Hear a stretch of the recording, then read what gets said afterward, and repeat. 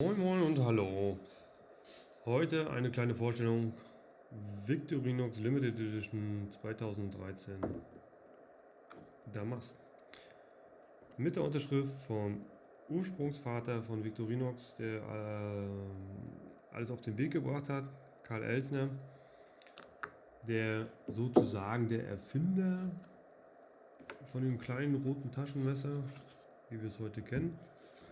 Und da haben wir eine Ausgabe von 7000 Stück. Jo. Wunderbar. Gut. Schauen wir uns das Ganze doch mal an. Also, wir haben das Modell Explorer. Es ist wohl das Lieblingsmesser gewesen von Herrn Karl Elstner. Da ist seine Originalunterschrift, eingelegtes Victorinox-Emblem. Wieder mal eine schöne Klinge. Also ich muss ganz ehrlich sagen, ein Explorer gefällt mir auch richtig gut, weil es ist irgendwie alles dabei. Man kann damit alles anfangen. Große Klinge, kleine Klinge, Schere,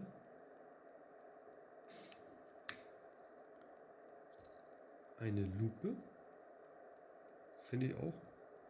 Finde ich manchmal wirklich praktisch. Ja, funktioniert sehr gut. Das ist ein neueres Modell. Die alten haben einen grauen Rahmen. Die neueren Lupen haben dieses helle Plexiglas. Die alten Lupen haben, glaube ich, soweit ich weiß, noch ein bisschen mehr vergrößert als diese. Wir haben Kreuzschlitzschraubendreher oder Phillips Schraubendreher. Dann die üblichen Sachen: großer Schraubendreher, Flaschenöffner, Drahtabisolierer, Dosenöffner mit Kleinschraubendreher, zack, zack, zack.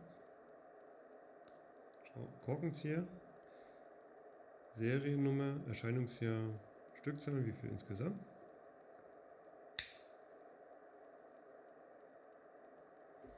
Pakethaken zum Tragen. Stech, Reib und Nähalle. Schlüsselring. Aber das Eichenholz finde ich eigentlich recht nett, muss ich sagen. Die Unterschrift hätte ich mir ein wenig, ja, wie soll ich sagen, ja, man kann es jetzt mir ein wenig deutlicher gewünscht, wenn, so als wenn wirklich einer drauf unterschrieben hat. Also kann man das jetzt, ja. Es geht. Es ist lesbar, es ist schön, alles da, was hingehört.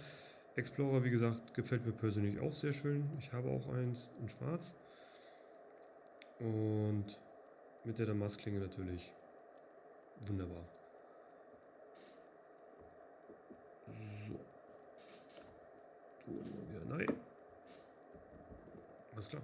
Das war schon wieder. Kurz, knapp. Ich würde mich freuen, wenn ihr beim nächsten Mal wieder reinschaltet.